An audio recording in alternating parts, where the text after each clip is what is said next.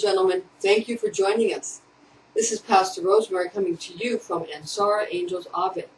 We just got... Hello, Aquarius, and welcome to your 2015 Year of the Sheep and the Goats Are Separated by God. This is Pastor Rosemary coming to you from Ansara Angels Ave. This is going to be important information for you. Aquarius, you feel very good about yourself, and that is a good thing. Why do you feel good about yourself? Because your two ruling planets are Saturn and Uranus. Now, they both have halos. Of course, Saturn's the ancient planet, the ones understood by the Egyptians when the first Christ consciousness came online of the pineal gland. After, of course, Zoroaster brought the conscious mind online with the monotheistic sun god religions, and well after the Levant religions of the Middle East and the Hebrews, where the subconscious mind was brought online. But now the Christ consciousness, pineal consciousness, is being brought, and the Egyptian pineal awareness is being brought fully online by the Christian church. That's what's going on. And you have all of these halos to deal with because of the more modern ruling planet of Uranus. It's sort of, you might feel, cast aside by Jesus Christ. And indeed, there is a casting aside. But that shouldn't make you fret, because your divine tone of I know brings you full knowledge of who and what you are and what your purpose is in all of this, because your purpose is just as important as anybody else's. Because without things being cast down, we can have no consciousness. So one must stay conscious as they are cast down. Now, and being cast down just means to arrive, or as if someone wanted to cast you in a part in their movie. It's not a bad thing. It's a good thing, as long as you handle it well. Now, Aquarius, your ancient Egyptian ruling planet of Saturn transits retrograde on March 14th of 2015 into Sagittarius. So that means your relationships with Sagittarius persons are going to be a bit troubled, especially when it comes to rules, regulations, laws, that kind of thing. Now, stay calm and don't argue from March to August, because in August of 2015, on August 1st of 2015, Saturn goes direct into Scorpio, and at that time, all the creativity of Scorpio is going to assist you and bring you out of this time of feeling that you just don't know what to do. Because Sagittarius is perception, and you won't be able to perceive what exactly people are doing. It like you won't be able to understand how laws apply, because they won't seem to make any logical sense to you. And you won't know exactly what you're supposed to do. Your divine tone is I know, but the one across from you on the Christian Zodiac is I will. And that's what you want to do.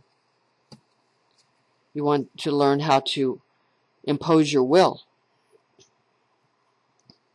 So this, you won't really understand that completely until, again, we get to August 1st of 2015, when Saturn goes direct into Scorpio, and you will again have your creativity enhanced. Just allow Saturn's strict discipline to form your creativity, but don't choke off your creativity with the strict discipline, okay?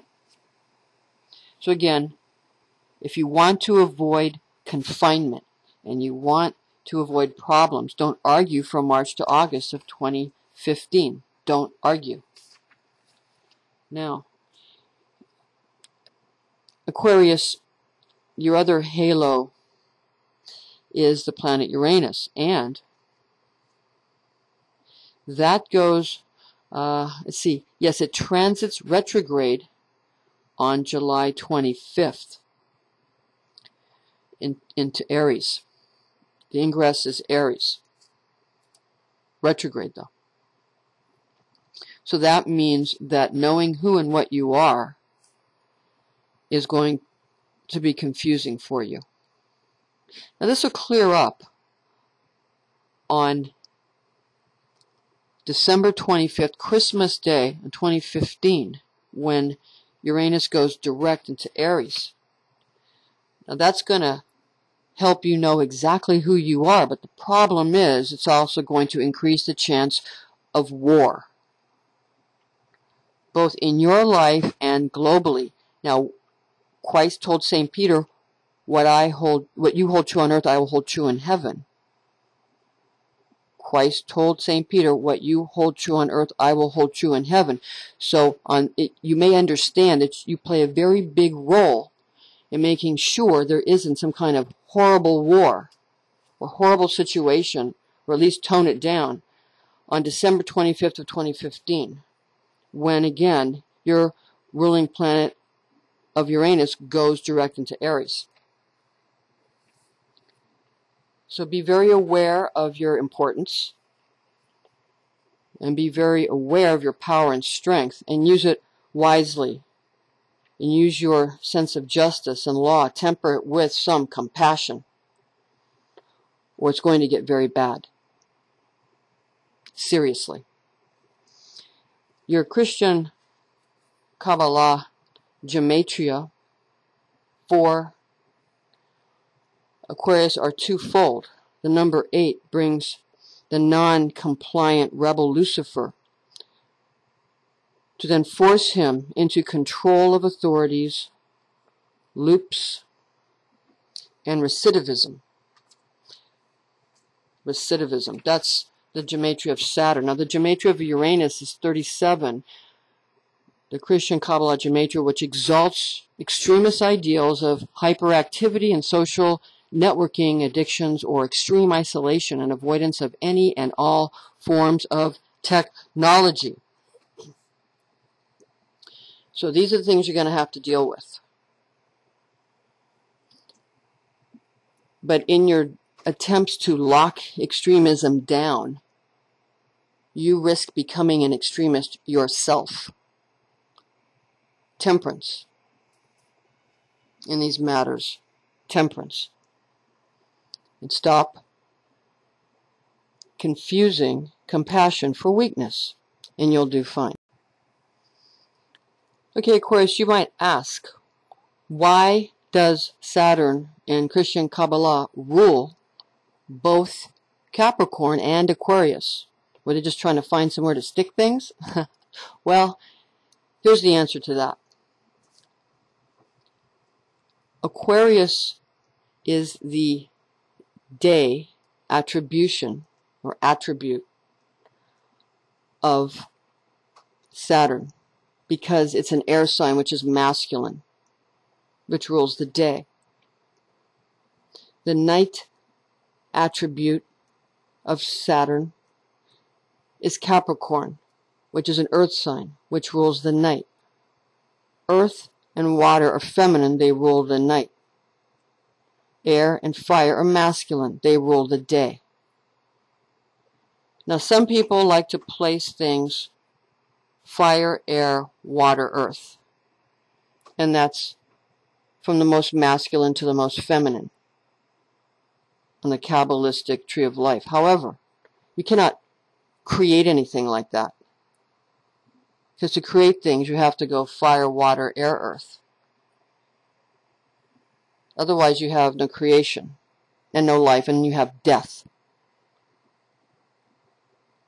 Yud, He, Vav, He. Yud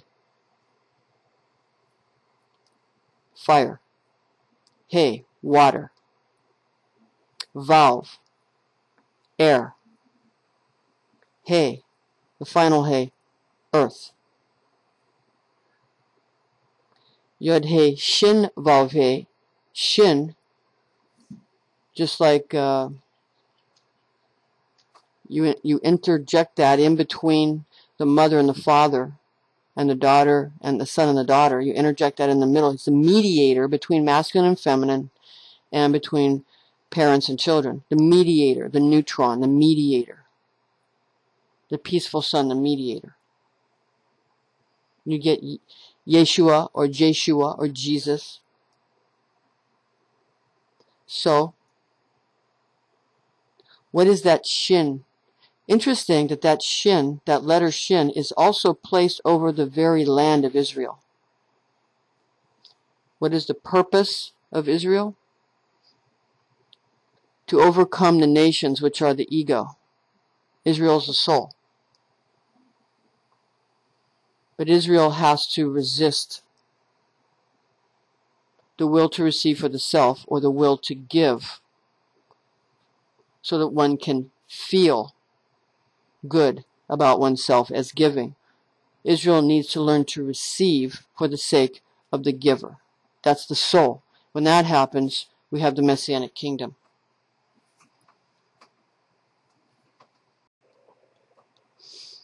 Thank you for joining us, Aquarius. We'll see you soon.